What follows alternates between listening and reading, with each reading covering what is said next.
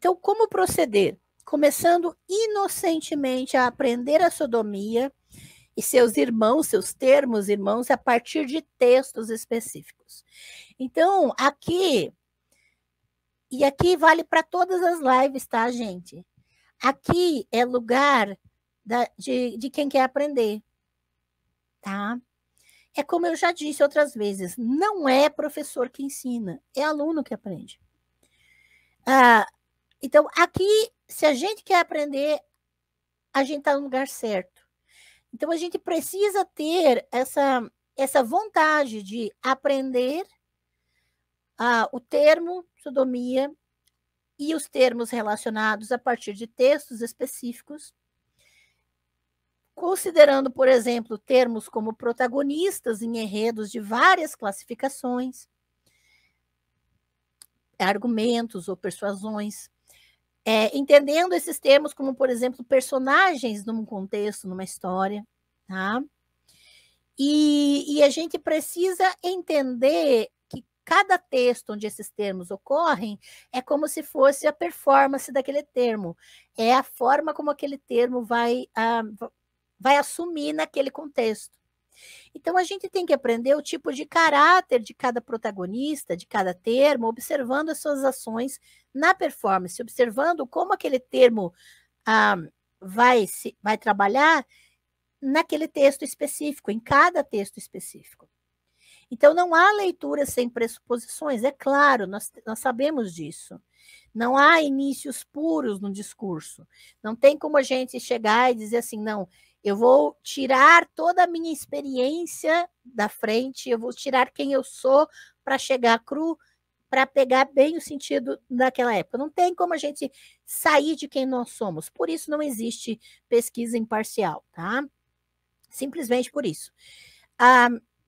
O que o autor quer dizer é que nós podemos praticar a inocência que bons alunos têm ao aprender. Por exemplo, não presumir que sodomia ou luxúria ou outros termos semelhantes tenham o mesmo significado nos textos.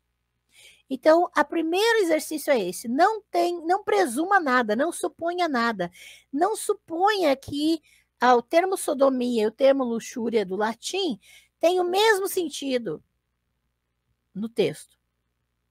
Pelo contrário, nós precisamos começar supondo que os termos precisam ser aprendidos de novo, com cada autor que usa. Porque os autores podem usar de formas diferentes. Então, desconfie mesmo, desconfie. Mas também nós podemos supor que o texto didático tem seus próprios recursos para ensinar os leitores, né?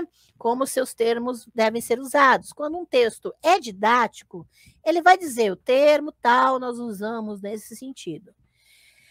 Mas não vamos só trabalhar com textos didáticos, então a gente tem que ter um pouco de cuidado, né?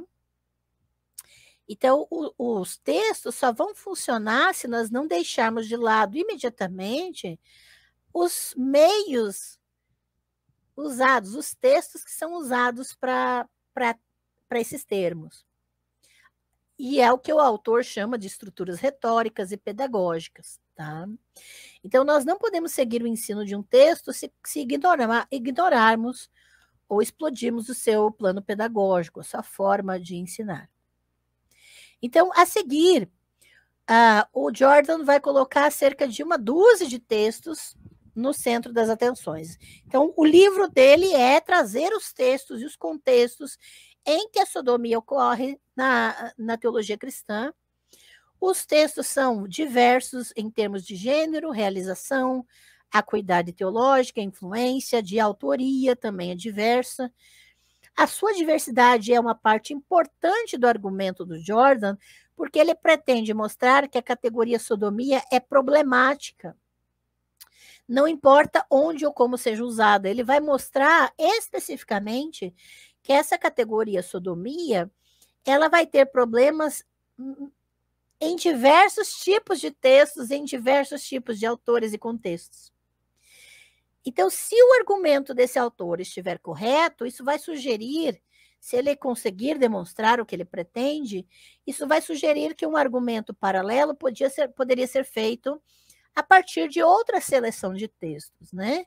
Então, toda vez que se pegar outra seleção de textos, você vai ter novos sentidos para aquele termo.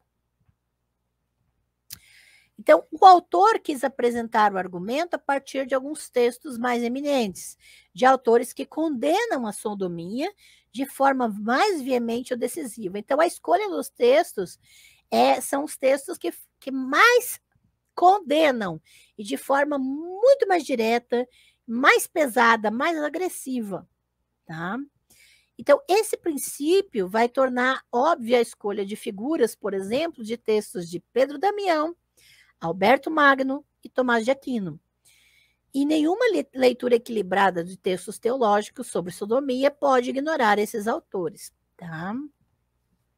Em seguida, o autor escolheu textos menos famosos, de gêneros menos familiares, por exemplo, textos litúrgicos que vão aparecer em liturgias de rituais cristãos, textos pastorais, por exemplo, textos médicos, de acordo com a acessibilidade, tá? E o autor também mantém a crença de que uma boa leitura é aquela que convida o leitor a ler por si mesmo o texto em questão. Então, o que o autor faz, e eu vou trazer isso para vocês, trazer o conteúdo do texto para que você mesmo perceba o que está acontecendo ali, qual é o sentido que é possível perceber de sodomia naquele contexto. O autor se considera apenas um leitor experiente de determinados textos que precisam ser lidos se nós quisermos desfazer os danos ideológicos que eles provocaram ou autorizaram passivamente, tá? Então, certamente, diante de textos medievais sobre sodomia, não há nenhuma prescrição de leitura que não seja a exortação de entrar no currículo de cada texto a fim de aprender com ele. Aprender, então é isso que a gente precisa seguir, caminhar junto com o autor, de entrar no contexto daquele texto e aprender com aquele texto o que ele está dizendo sobre a sodomia. Nós não vamos falar aqui, tratar de juízo de valor, nós não vamos dizer aqui, esse texto está errado, a gente sabe, tá? Todo mundo tem bom senso aqui. Mas a questão não é essa, a questão é, nós estamos querendo saber o que essas pessoas entendiam por sodomia. Então, não interessa se ela está certa ou está errada, nós queremos entender o que ela entende com isso, ok? E por isso, pode ser importante lembrar de certas características óbvias, que podem parecer óbvias dos textos.